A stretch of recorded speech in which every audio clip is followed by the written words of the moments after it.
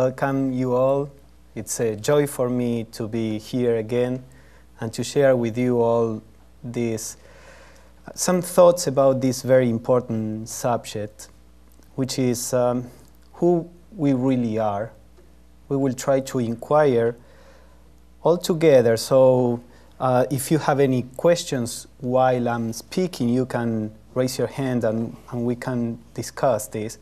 Otherwise, we will have some time after the talk to discuss the subject. But it is curious that we ask ourselves who we are. Well, actually, most people don't ask themselves this question. You know, they assume, well, I'm Pablo, I'm a scientist or a theosophist or whatever. But thoughtful people always have this, like, a silent question that says, but after all, who am I really? From several points of view, I am, for example, a father or a friend or a businessman, or because we tend to act in different ways in different environments. So am I the person that is patient, or am I the person that reacts? Am I only this physical body? Are my emotions and thoughts some subjective subproduct of our physiological working, as science says? Is there a soul? And even if we believe that there could be something like a soul, what is it? When we die and we are the soul, what is that? Is it just myself but without a body? Or is it a more perfected version of myself? Is the soul eternal? Is it pure, or can it be corrupted? You know, all these questions are important, and we are going to see why, not only from a philosophical point of view. They are important because according to our view, will be the way we live and we face every one of our experiences in life. And also, our view is not only the belief that we have. With view, I refer to something that is far deeper. I may believe that I have a soul just because somebody taught, when I was a kid, taught me that I have a soul. But what do I actually think about myself? If I think that I'm only the body, then my whole life will be organized to please the body. So by view, I mean our real perception of what we are. And even in religious views, in religious philosophies, there are different approaches to what we are. For example, probably most of us were raised in a Christian or Judeo system, maybe some in Islam, an Islamic view. And usually these religions have a view that we are inherently flawed, that we are sinners, we were born in sin, and that we cannot be perfect. Only God is perfect. As we are going to see, this view can be very helpful or can be a hindrance for the spiritual life. So we are going to examine the different views and see how they can help or not in our daily life. But usually, for example, in Christianity, we think, or the idea of Christianity is that we are inherently flawed, incapable of reaching truth by ourselves or reaching salvation by ourselves. We need a Savior because of that fact. By ourselves, we cannot do it. So there is Jesus in Christianity, and if we believe in Jesus, then we can get the grace of God, and it is the grace of God that will save us. Sometimes the mystics would say that the grace of God is is not something that we get because we own it or we deserve it. We get the grace of God whenever God wants to give us the grace. In some other views, we get the grace of God only after we worked on ourselves in certain directions to be able to receive it. But usually the idea is that God will give us the grace and that will save us. So this is one view. There is another view, another religious view that could be represented by Zen Buddhism, for example, or Vedanta. The Advaita. Advaita means non-dualistic. The non-dualistic approaches that say, hey, we are already enlightened. We are not sinners. We are not even limited. We are enlightened. But we don't know it. And the fact that we don't know that we are enlightened is the hindrance. Because we think of ourselves as this limited personality, and therefore we act as if we were this limited personality. But actually we are not. We are much more. So we are already enlightened beings. So who are we? Are we this flawed, limited personality? Or are we this omniscient, already enlightened being? Or maybe we are both or neither. Let us see how the Theosophical view explains these two contradictory views and how they can help us, as I said, in the spiritual life. And by spiritual life, I mean to live our daily life in a way that nourishes what is real in us. So in the Theosophical view, when we examine human beings, we usually see that there are 7 different aspects. I'm not going to go in detail into these 7 different aspects. We can use the threefold description of human beings that was used by Plato and also in early Christianity of spirit, soul, and body. So the idea is that there is in human beings something that we could call the spirit. There is also something that we could call the soul, which is different from spirit in this view. Usually in Christianity we have lost the distinction between spirit and soul. There are some saints and church fathers that make this distinction, but today it is usually not known. And then we are a body, or we have a body. The idea of the spirit is that this is a perfect, the divine spark in ourselves. This, according to the Theosophical view, the spirit is a divine spark which is in itself perfect because it's a divine. It is complete. It is eternal. It is in itself joy and peace and harmony, all the virtues that we usually regard as desirable. Now, this spirit is universal. It's not that I have my spirit, you have your spirit. We all are part of the one universal self, if we want to call it in this way. Actually, each one of us are an expression of ourselves, of what we really are.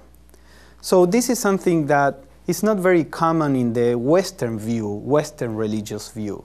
We all think we are separate and different, and we are at a certain level. But ultimately speaking, we are the divine, which is universal. For example, to give you an image that you can relate to, the way our bodies look is different in each one of us. So at that level, we are all different. The way we feel is different. The way we think is different.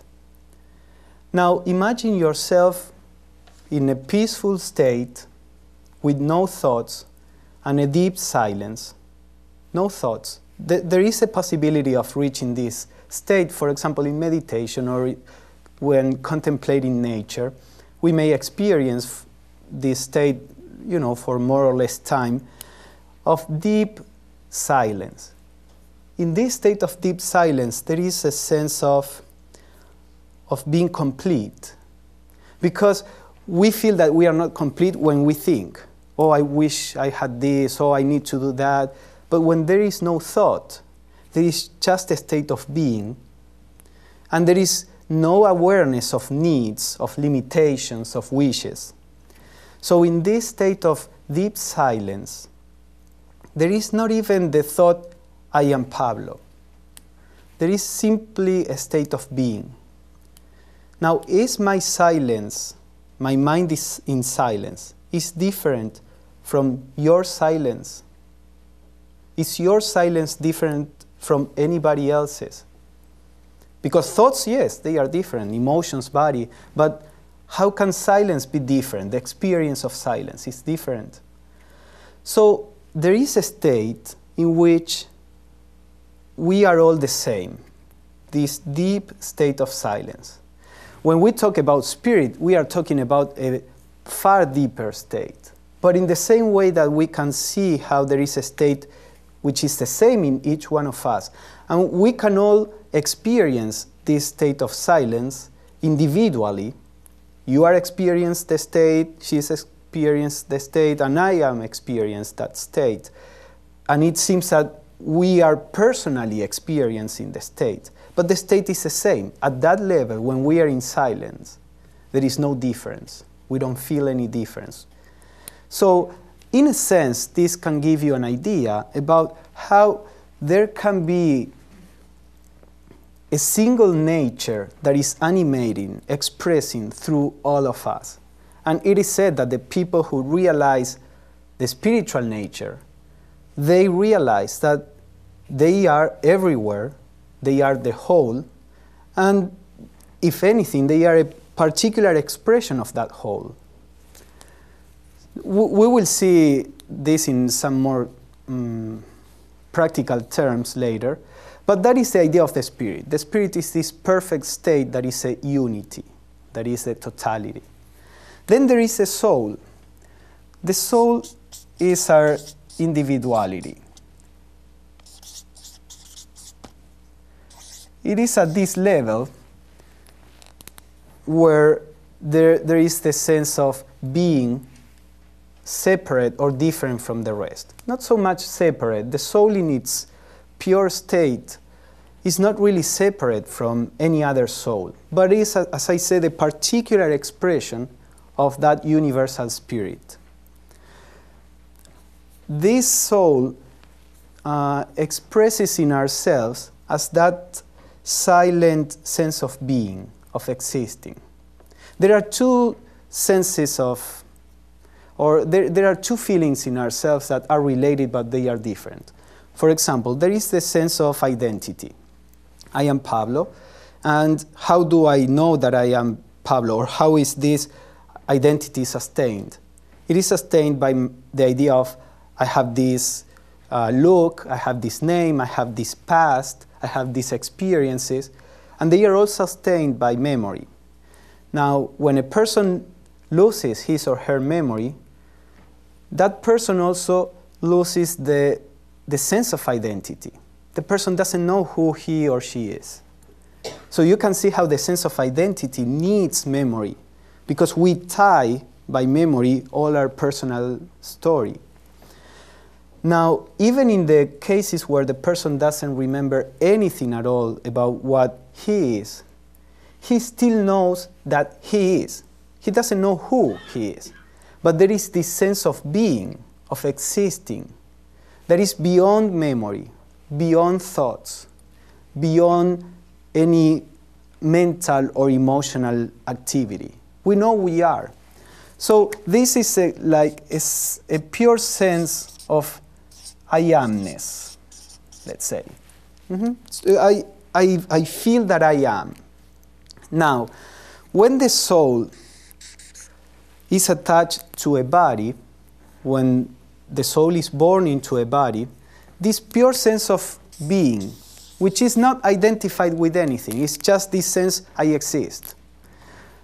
this pure sense of being becomes attached to the body. And now it's not just I am, but is I am this body, this name. So the sense of identity that I was talking about.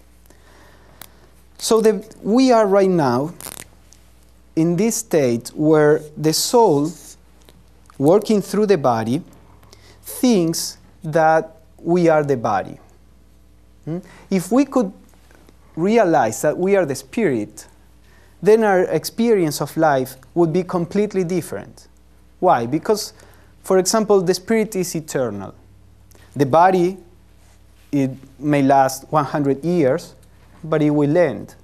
So out of this knowledge that we have an end, come a lot of things: fears, aggression, ambition, a lot of problems, selfishness, conflict, come because we think that we are going to die, and therefore we have to protect ourselves. We have to try to enjoy life before it ends. We have to procure to ourselves the things that we need. Imagine how you would live if you knew that you are not going to die, ever. What would be the change? Also, the spirit is perfect in itself. It's complete.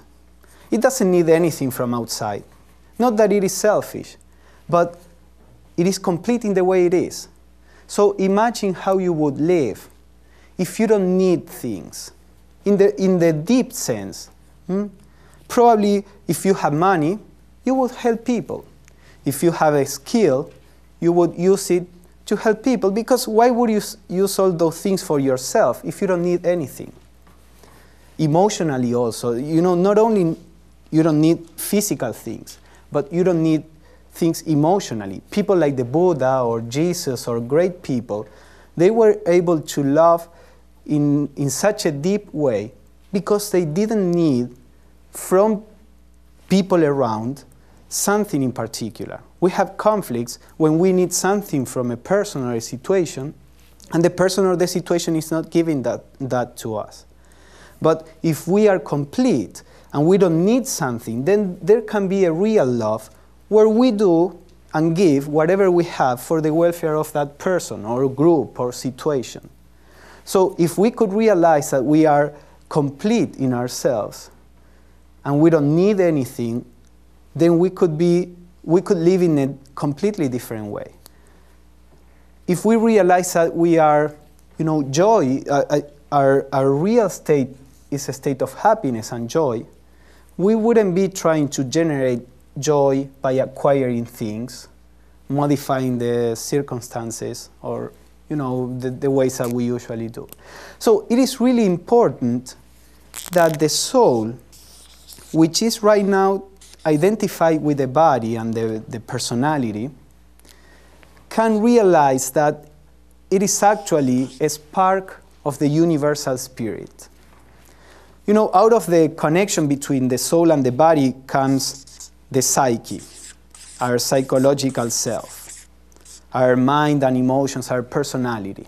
When the soul that is originally pure is connected to the body and identifies itself with the body, appears the sense of I am this, my personality, my psychological self. So, coming back to the religious views in Christianity, for example, or Islam, in Vedanta or Zen Buddhism, they are addressing two different levels of human being. They are both talking to the soul, but one tradition is talking to the soul in the body, and the other tradition is talking to the soul that realizes that it is the spirit. So we are going to see, at least that's what I think, and let us see if that is true. In Christianity, we were saying there is this idea that we are flawed in ourselves, inherently. And if we think that they are talking about the personality, the psyche, and the body, we can see how the message that is behind this approach is you think you are the personality, you think that through your personality you can attain truth, but actually what you have to do is to stop feeding the sense that you are the personality. You, as the psyche, are not able to perceive truth because you are a mistaken idea. For example, if we are dreaming, we are sleeping and we are dreaming, and we think that in the dream we are a poor person, a homeless person. We are dreaming that. And terrible things are happening to us. And we suffer. It's all in our minds, but we suffer. If we wake up, our heart is beaten and we are sad. So while the dream lasts, it's a reality for ourselves, but it is in our minds. So we think that we are this homeless person and terrible suffering happening. And if we want to realize what we really are, we have to stop dreaming. We have to wake up. It's not that the homeless person in the dream will realize that we are really the person that is sleeping and the homeless person will still be there.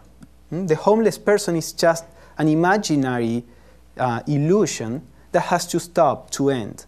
But if in the dream we keep feeding this idea that we are the homeless person, then we are prolonging the dream. We have to defy the idea that we are the homeless person. So in this view, since we think we are the body, what Christianity is saying, you have to give up that idea. You are not going, if you think that you as the body are able to perceive truth and to get salvation, you are just feeding this idea that you are the body, that you are the psyche. So no, you cannot do it. You need something higher, which in this view, is the spirit, because it is talking to the soul in the body. So they say you need something higher to rescue. So they are trying to generate a sense of surrender, of humility, of giving up this strong idea that we are this personality, so that the real in us can be expressed.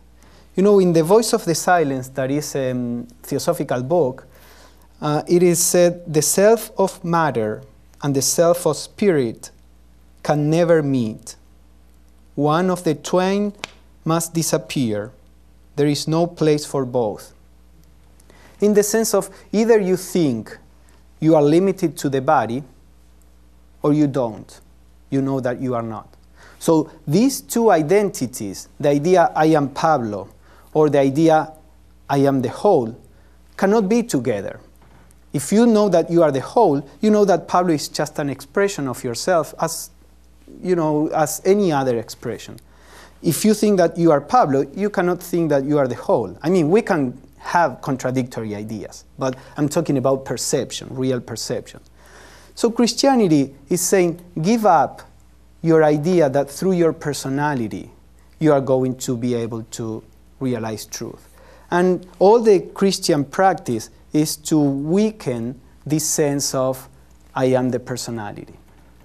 Now, the problem is that when this is not interpreted in the right way, this generates in people a sense of powerlessness or dependence, or generates just a blind faith. Okay, if I cannot do anything, I just have to believe in the Savior and He will save me. It may generate a passive attitude. So this is why it is important to understand the teaching in the right context, so that we know what this is talking about. So as we surrender to the divine, what we are doing is letting go of this self-will, this self-centered will that is trying to handle everything according to the limited views of our psyche. Now, in the case of Vedanta and Zen, for example, and other traditions also, they say, no, you are not a sinner, you are not a personality, you are already enlightened. You are not flawed, you are already enlightened. Now, they are talking about this aspect, the soul blended with the spirit. They are talking about the perfection in us that is our essence. Now, this also has a problem, this view, if it is not understood in the right way. Because when a person listens, oh no, you are already enlightened, usually they think, I, the personality, the psyche, I'm already enlightened, so I don't have to do anything. I can be cruel, or I can be this or that. I'm already enlightened. This is just an expression of enlightenment. And then we have these ideas, just let the inner child guide you, or just go with the flow. Don't check yourself. You are enlightened. Why are you trying to control yourself? And that is, that only puts us, makes us slaves of our reactions. So any philosophy, if it is misunderstood, can produce the opposite of what the philosophy really is aiming at. So we have to understand when they say you are enlightened, what that means. There is in Vedanta a famous saying that is that, let me show you in Sanskrit in case you run across this, tat tvam asi. It means you are that. That is being Brahman, the divine. So you are that. Now, who is that you? You, the personality, are the divine. This could be translated as you are gods. Sometimes it is translated in that way, especially in the New Age approach. You are gods, or you are the divine. Now, who is you? You is not the personality. It's not that this very limited expression of what I really am is the divine. It's like saying, we have the white color, the white light, that contains all the colors. So one of the colors is blue, is contained in the white light. But the white light is not contained in the blue. So it's like saying to the color blue, you are the white light. No, it's not. But originally, your real nature is the white light. This is only a limited expression of what you are. So when we say you are that, we are saying, actually, you are not your fears. You are not your desires. You are not your wishes. You are not your ambition. Because you are that is already perfect. So drop it. Drop your ambitions, drop your desires, and when you do that, you will find out that you are beyond that. Of course, it's not very easy to drop all these things just because somebody is saying it. There is a whole way of living that will allow us to do this, to get closer to this state. And we will discuss that a little bit. But the point is that when they say, you are the divine, what they are really saying is, you are not this, you are that. So drop this. It's saying exactly the same as Christianity, but from a different point of view. So we have to be careful not to use these ideas in the wrong way. If we use them in the right way, then we begin to realize what the essential message of this is. The idea is, essentially we are perfect. We are enlightened. We can use those words if you like them. Now, what is the problem? The problem is that we don't know it. And not only at the level of, intellect. Because what is the difference between an enlightened being and ourselves? A Buddha and ourselves. I mean, at the level of our real nature, in whatever way they describe it, in the different traditions, they do it in different ways, our real nature is exactly the same. But that nature in a Buddha knows that is the whole, or in some schools of Buddhism, they talk about the Buddha nature. But in myself, it doesn't know it. So there is a difference at this level, not at the essential level. We are all the same, but at this level, the Buddha knows it, I don't know it. So the idea is that our life has to be lived in a way that allows me to realize, to remember, to discover who I really am. So for that there are different approaches and different practices that we can discuss in a little bit.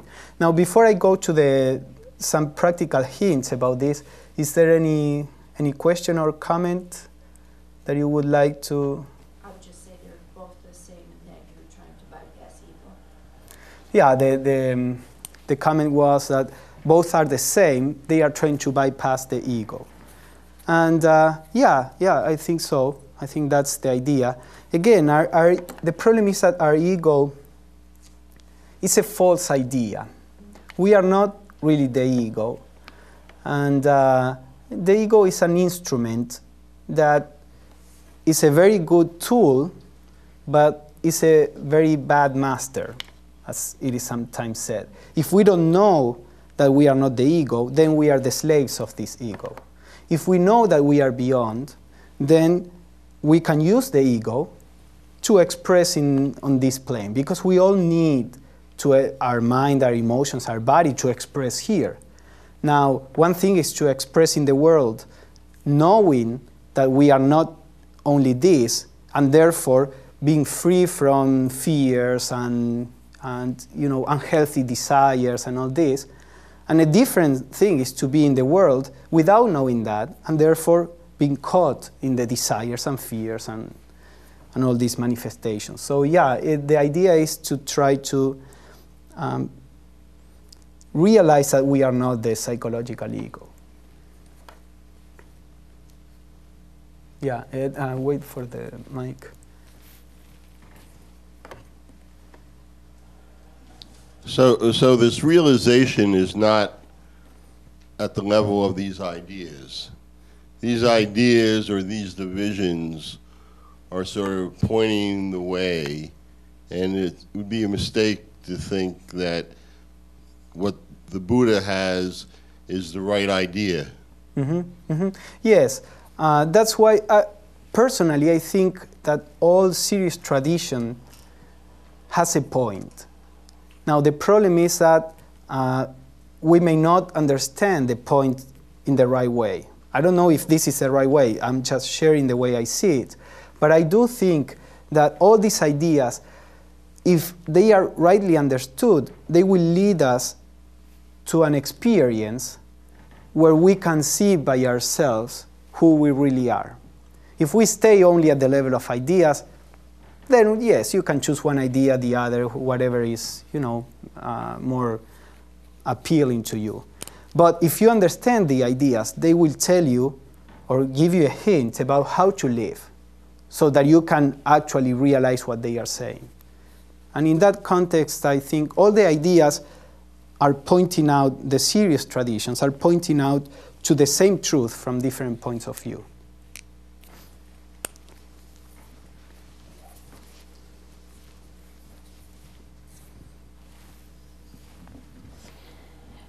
So are we saying that the basic truth for these beliefs that we've been looking at here is that we were created, our souls are perfect, but we have in our desires and our human interaction with our environment, so forth, we create these impediments that distance us from that purity of that soul where the happiness and joy is and the sense of freedom. Am I getting that? Yeah. Again, the way we express it, depends on, different philosophies would express that idea in different ways. Some would talk about creation or emanation or evolution. Some would talk about soul or just about, an universal nature. So the words belong to certain philosophies and to other philosophies use them in different ways. But the essential idea is that in all of us, there is a nature that is pure. It's not personal in the way that we usually assume personality is. It's not like an extension of our ego. We don't know what it is. We will know it when we perceive it in a direct way. But there is a seed or an essence, or in whatever way you want to call it, that is perfect. And that is our real nature. Now we are confused by different, or because of different conditions, we are confused and we think that we are this limitation. And because of that confusion, we don't know how to live. And we are living in a way that is actually unhealthy and that is not going to bring us happiness.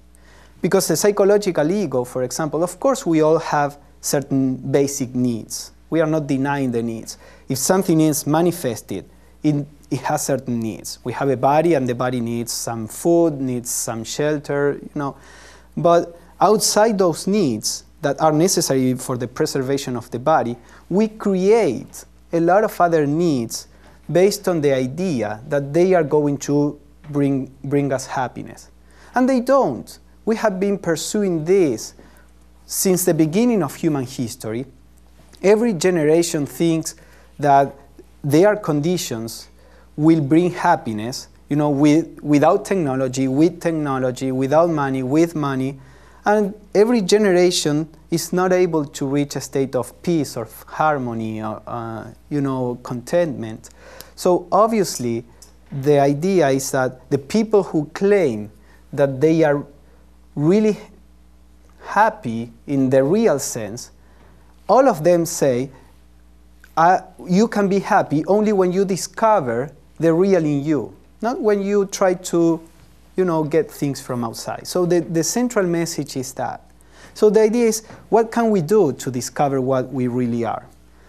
And of course, the whole spiritual discipline that is in any tradition is pointing out to this. And it's not something that you can give a recipe, do this, and then you will be happy or you will discover what you really are.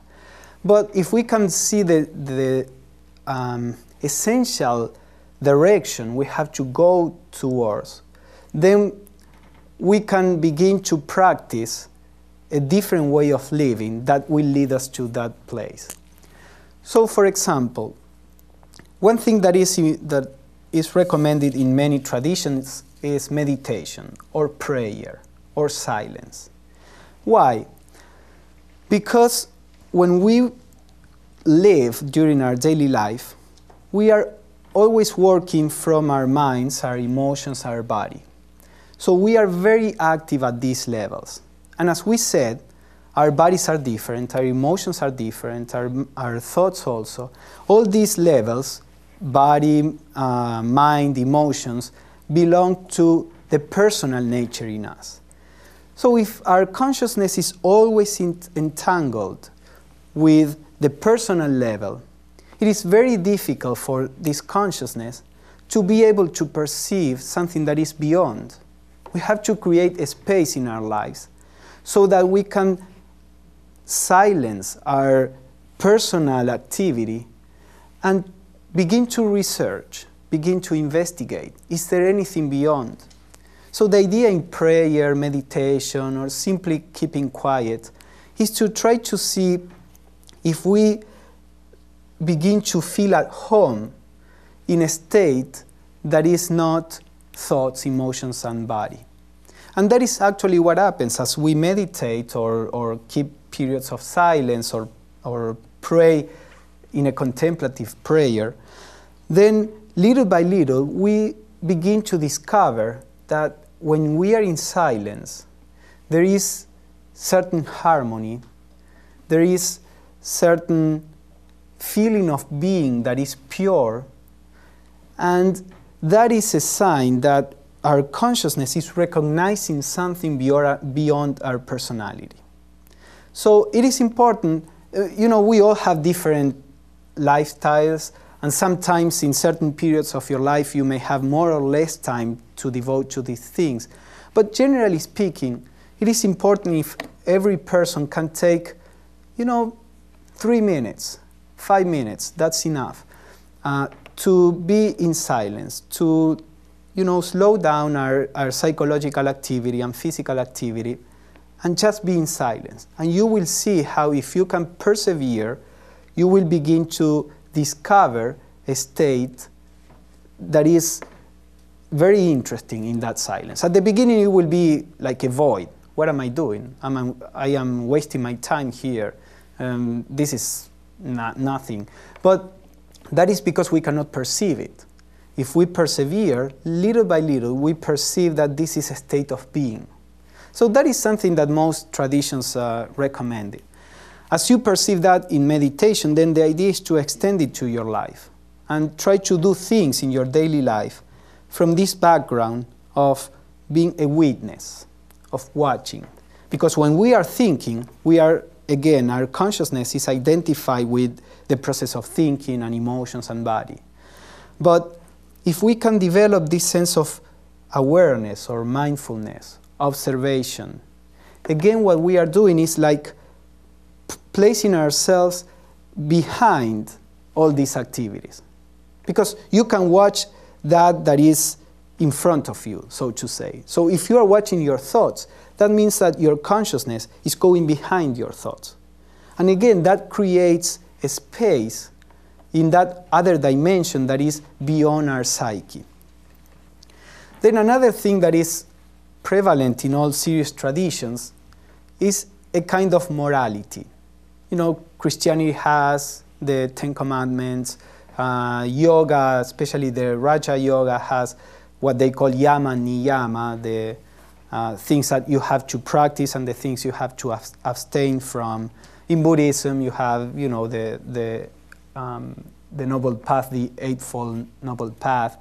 And you have several, in every tradition you have a set of morality. Now, why is this?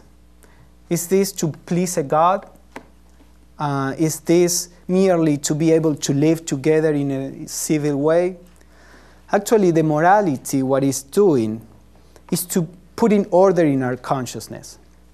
For example, when we are angry, we cannot feel love. So if our life is of such a nature that produces negative emotions, negative thoughts, it's very difficult to perceive that belongs to love, harmony, peace. So although our real nature is all this, love, harmony, peace, we can perceive it only when our personal nature begins to be in tune with that. If in this room we are all talking very loud and there is a very still voice, we cannot hear that. We have to make silence, keep quiet, and then we can hear that. So if our emotions and thoughts are constantly, you know, in this conflictive way of being, it's very difficult to perceive that is harmony and peace. So whatever tradition you belong to, or if you are attracted to any formulation of morality, try to begin to work with that. You know, it doesn't matter what particular virtue you try to practice. All of them are the same in a sense. All of them are trying to put order in your nature.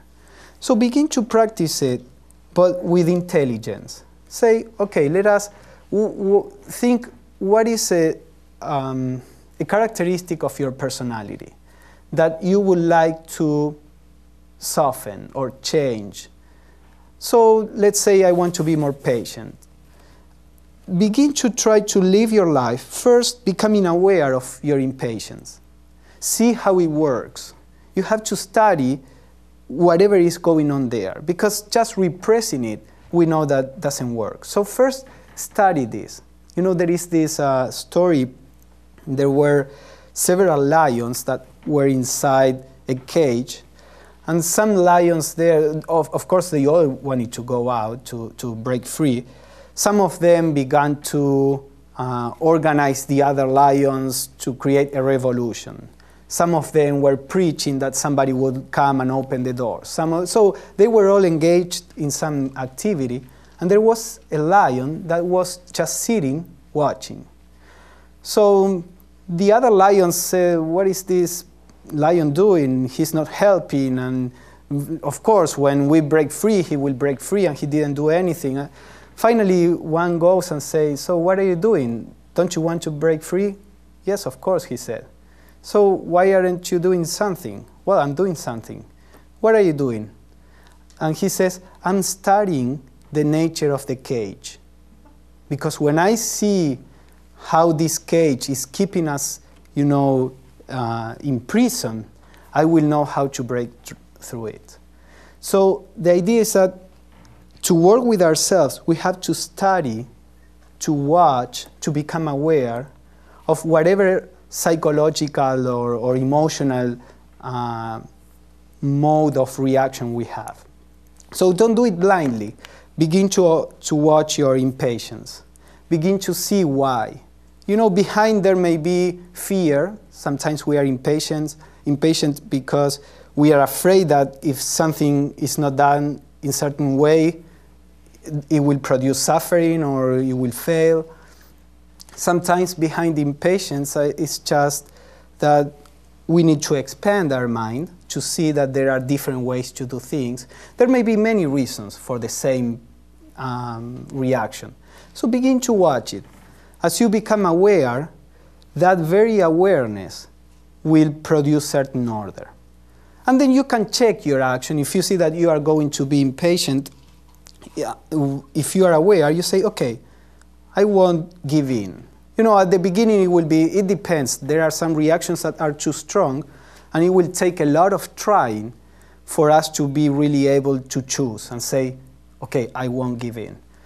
If the reaction is strong and you keep reacting, that's fine. If you are really trying to work on that, that very trying will produce a change. So just keep doing it.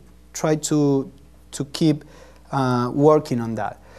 And take this with a sense of adventure or joy or playful mood, not with ambition or frustration.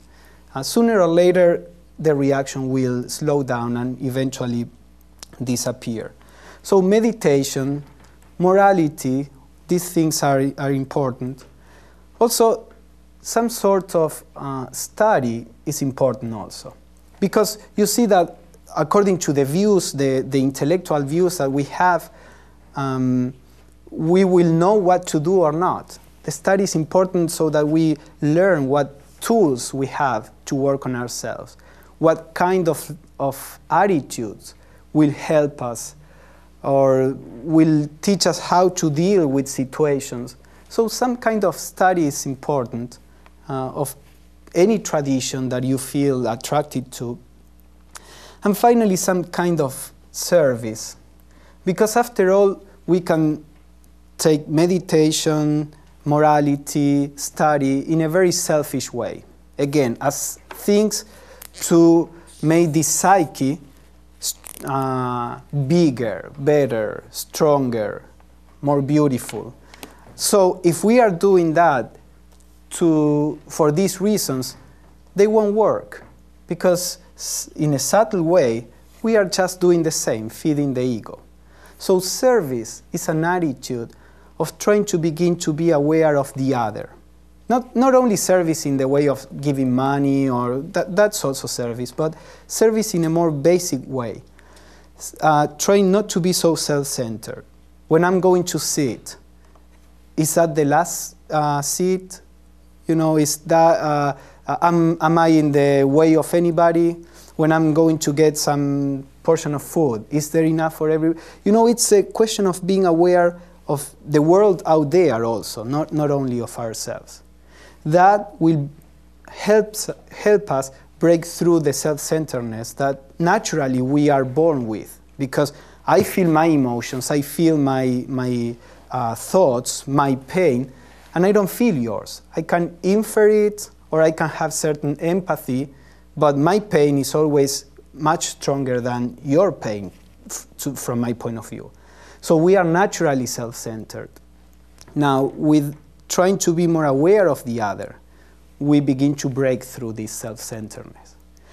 So whatever you do, if you are a householder or a scientist or a businessman or woman or whatever you are, you can live trying to incorporate these general principles. You can watch yourself as you do your daily things.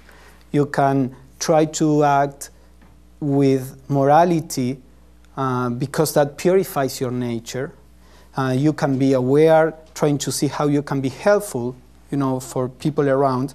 And then you can try to have some time for silence. And all these things are very general, and therefore you can apply them to your daily life.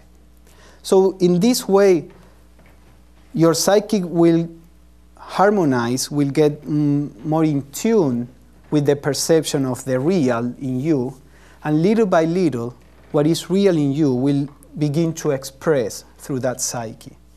And then as that happens, you will actually discover that you are beyond your body, you are beyond your emotions, and you are beyond your thoughts, that they are all instruments of expression, but you are beyond. And when you discover that, then you will realize who you really are, and your life will really change in a fundamental way. So that's more or less what I wanted to share. Now we can open to discussion and questions and comments. Don't be afraid to say that you don't understand something or don't agree with something, because this is not just sharing knowledge. If we can arrive to certain comprehension, that would be great. So let us investigate whatever. I really enjoyed you talk, Pablo. Again, this is the second time I've heard you, but I wanted to ask a question about thinking. You mentioned the mind of thoughts, of thinking, and that stilling the thinking, maybe you were discussing. How is that, not only how is that possible, but I was wondering how to, what should we do with our thoughts? Should we eliminate our thoughts, or should we continue the thought process beyond a spiritual awakening, like you mentioned, or how is that process affected? I think we have to do different things at different stages, and also some things will work better with one person or with another person. For example, at the beginning it may be useful to try to employ some techniques where we try to silence the thoughts, because we are like addicted to thinking. Just like, imagine if you are addicted to drinking, for example. The first thing you do is try to move away from it. So sometimes our mind is so used to be constantly thinking that it's useful to try to practice some techniques like watching your breath, or trying to focus your mind in one particular thought, or even doing yoga, physical yoga, and trying to be aware of all the movements and stop thinking. I think that's something that is useful, especially, to break that pattern of constant thought.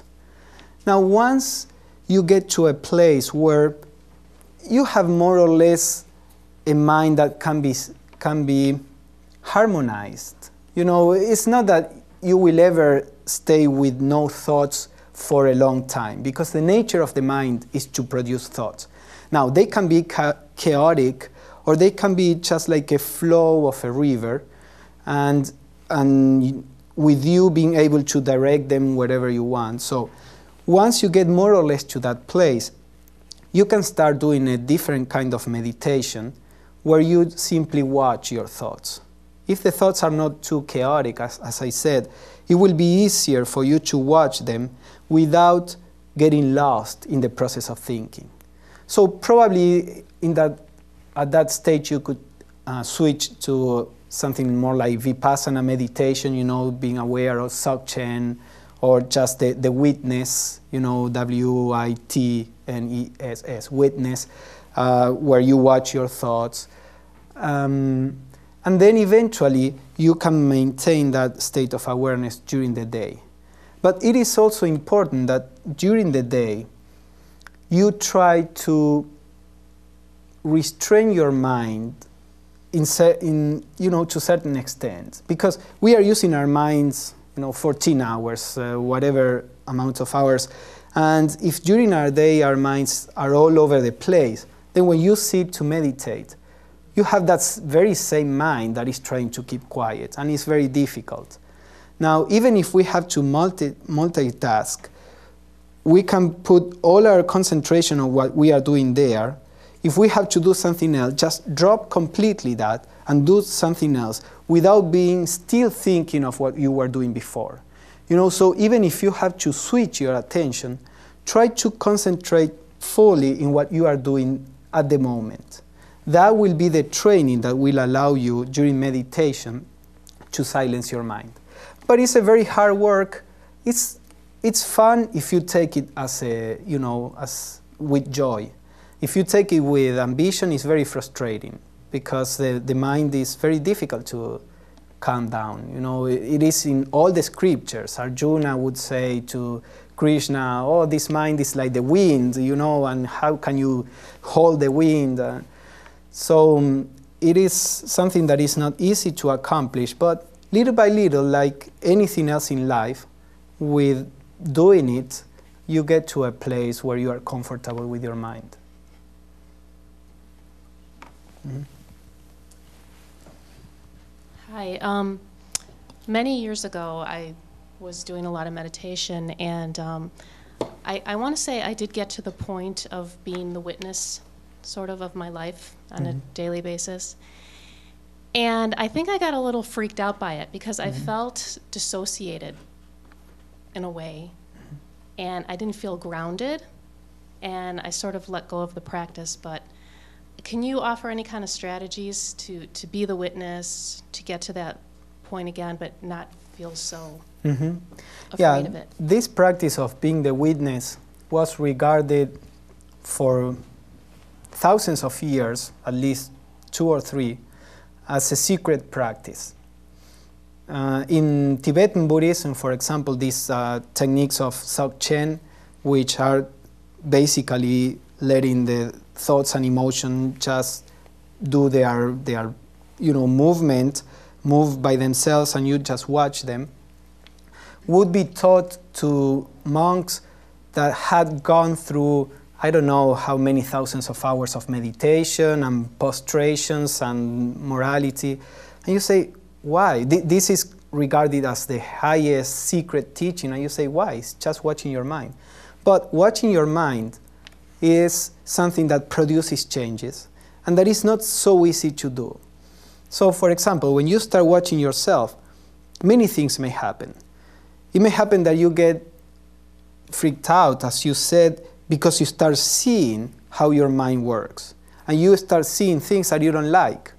Now, it is necessary to know that the way our mind works is exactly the same way as the mind of anybody else works.